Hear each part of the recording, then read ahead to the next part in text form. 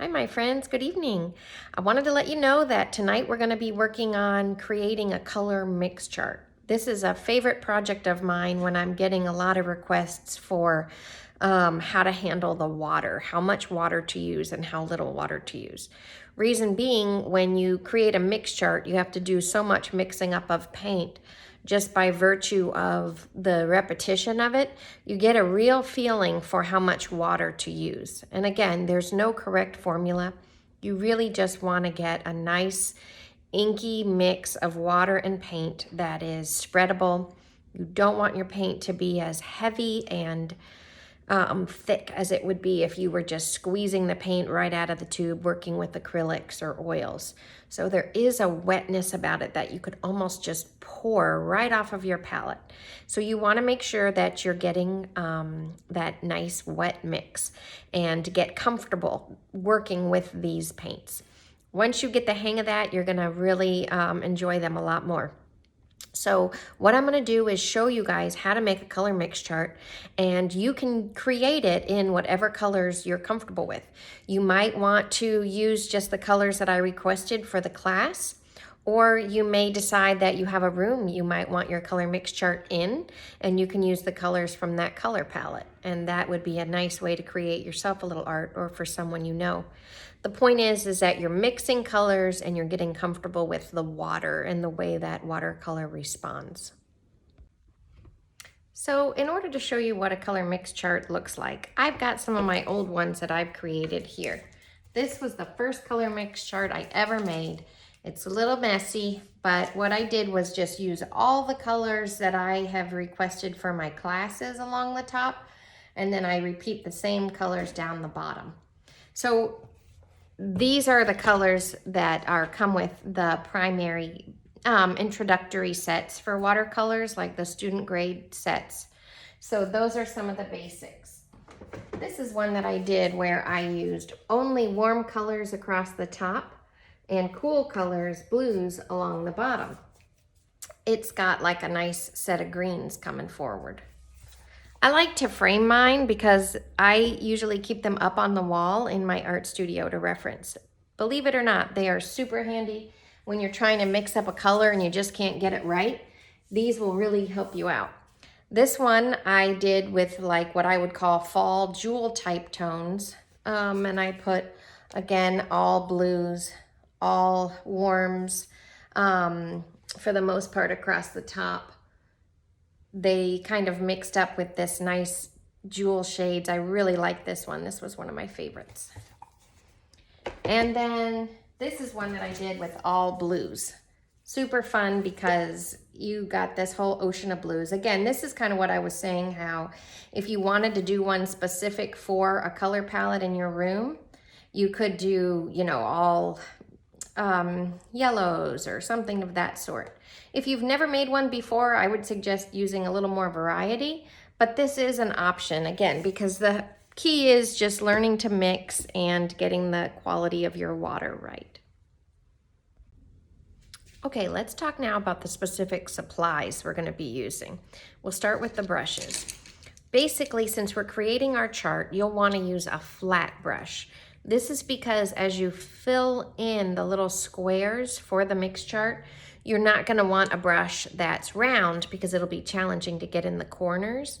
And remember, whatever brush shape you're using, let it kind of match the object that you're painting. So since we're painting in squares, we want a square type of a brush. You will want it to be below 1 inch because your squares are going to be 1 inch in size, and so if your brush is actually the size of the square, when you press down, it's kind of going to expand beyond your boundaries that you draw. So 3/4 of a inch brush or smaller.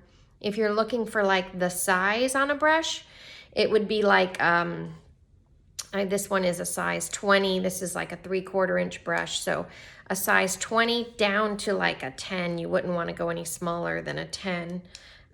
This is probably about a number 10 brush. See the difference? 20 and 10. So somewhere in there would work good. Obviously more of like the 18-20 size, you could do fewer strokes and just put 1, 2, and then you're practically done. Smaller, if you're wanting more control, you can kind of go back and forth a little more. So that's your brushes, flat brushes. The next thing you're going to use is paper. Make sure that your paper is the high quality, at least 140 pound. 300 pound would be wonderful. And make sure that you cut it into a square, either 11 by 11 inches, which is what mine is, or 13 inches by 13 inches would be fine as well. But it's going to need to be a square, and we're going to measure it off. And you can use the Canson XL brand paper is a good student grade paper that holds up well. Anything obviously beyond that, if you want the more expensive paper, you won't regret it. But that's probably the bare minimum I would use is the Canson XL brand. Let's talk now about the palette that you're going to work with. I love to use my paints on a porcelain type of dish. The reason I like that is they wash up nicely, they're inexpensive, and I like that they're white so you can really see the colors. They are porcelain so the paint doesn't bead up on them the way it would if it was plastic. So these dishes, for example, any kind of a white dish you can get inexpensively, and these work great. If you don't have any kind of white dish, you're going to need a lot of room for this project. So I would suggest finding some little pieces of plastic. I always save bits of plastic packaging for my students to use if they're in studio and they forget their paint palette. I've always got these kinds of things handy. I think this was like a battery packaging. So these will work great, and then they're disposable. You don't have to clean them up. The last suggestion I have for a palette, if you don't have anything that you really like, is like ice cube trays. These are mini ice cube trays. And for a project like this, where you're going to need to mix up a whole bunch of colors and maybe save some of them to re-dip into, an ice cube tray might be the way to go. So just some suggestions on palettes. Clearly, if you have a nice paint palette that you really like, this is what I paint on normally.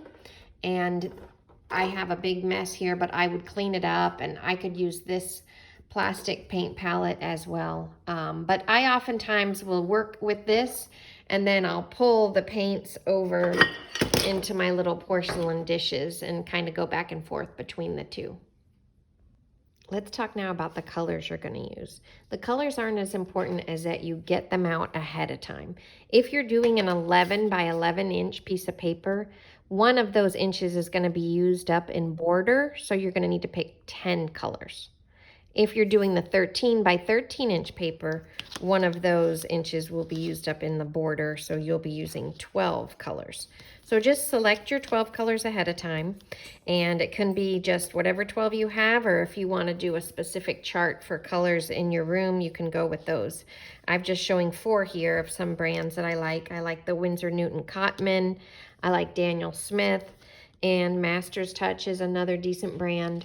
The brand itself isn't what's important. As long as it's the professional or student grade quality that you would get at an art supply store, and not, you know, just a generic kind. I tried to avoid the store brands for the most part, because some of those are a little lower quality. So, you know, with the exception of like Dick Blick's or, you know, a store that's specifically for an artist's store. So try to make sure that your paints are of good quality. Your next step is to measure down a ½ inch all the way around on the paper. And then we're going to put a ½ inch border.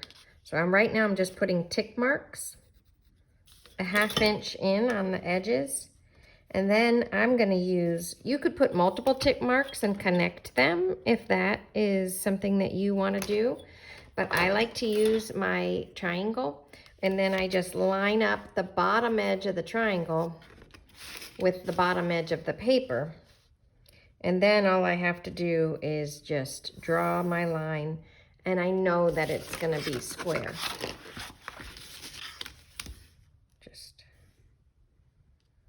Drawing my line all along the edges, and then I'll erase the parts where they overlap in the corner. And I'll go around the page doing that, lining up my triangle and drawing the line. until I have a 1/2 inch border around all 4 sides. The next thing you're going to do after you have your 1/2 inch border is you're going to make 1 inch tick marks all along one side, and then 1 inch tick marks along the other side. And then you're going to make your grid with 1 inch squares. And this is going to be, I never did put that border on. It's going to be a 1/2 inch there because I have to do my border on that side. And then I can either put multiple, again, 1 inch tick marks if you don't have a triangle, and connect them. Or if you do have a triangle, again, you can line up one side and just draw all the way down to your border. You'll do that all along one side. Then you'll turn your paper and you're going to put lines every 1 inch again. And by the time you do this, your paper will be full of 1 inch squares, and those are going to be the ones that we label our paint colors in and that we paint in. So you'll just keep going till you have a grid. Now, some of the ones that I showed you are different because sometimes I've experimented by putting different colors on each side. But if this is your first color mix chart, I would suggest that you write the same colors across the top row as you do along the bottom vertical row. And the reason being is you're going to get this great center diagonal line where the same colors that are here and here are going to come together. In other words, cadmium red and cadmium red are going to come together to make cadmium red. And you'll get a nice diagonal line that you can fill right in to divide your chart in the upper half and the bottom half. I'll show you what I mean in a minute. But since this is my first square, I'm going to make it cadmium red and cadmium red. And then I'm going to put a little swatch of my red right there, just in order to give it a little bit of a reference. And that way you'll remember what you're putting along those. It helps you learn your colors as well. The next part is to make a little section on each square that is like a colored swatch. This is for your reference. Since I've never played around doing a mix chart with warm colors before, and I'm kind of getting interested in skin tones and how they mix up, I'm gonna do all reds down one side, and I'm gonna do all oranges down the other.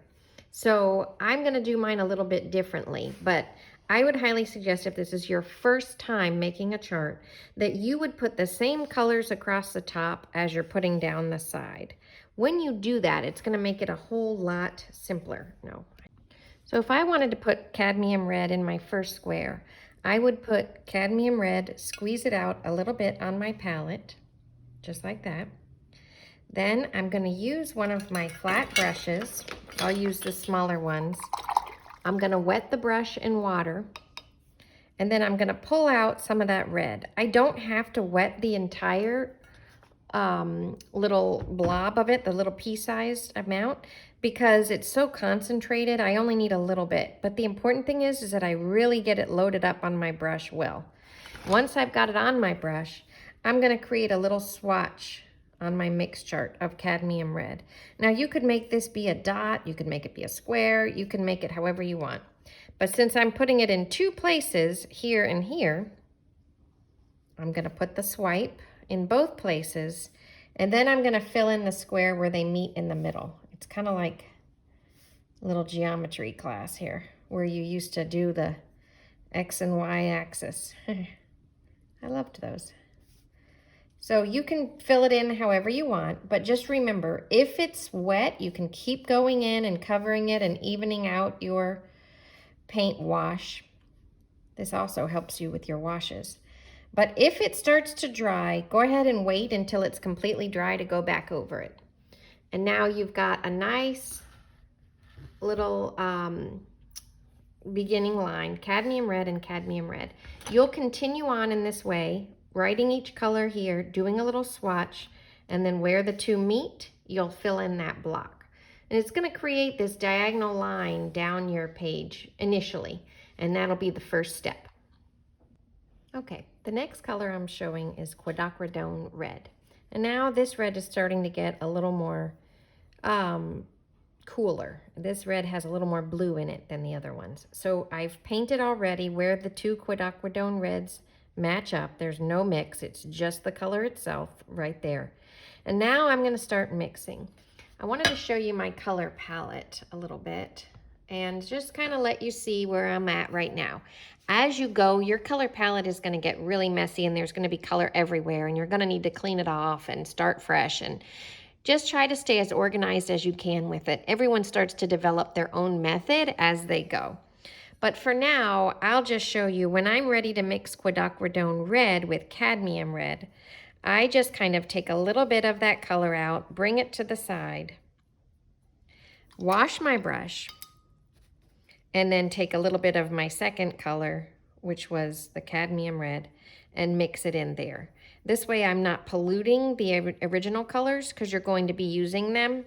So I try to keep my original little mix of the colors as clean as possible. And that way I don't like get everything all polluted, because it gets not only polluted but convoluted, and it can get kind of crazy remembering what you had where.